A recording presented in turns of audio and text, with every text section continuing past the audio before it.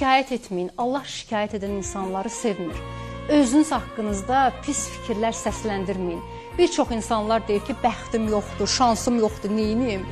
Bəxt, şans bilirsiniz nədir? Əziyyət çəkmək lazımdır, zəhmət çəkmək lazımdır, səhər 6-da yuxudan oyanmaq lazımdır, qazanılan pulun qədrini bilmək lazımdır, evə girən hər xırda ruziyə belə sığal çəkib şükr etmək lazımdır.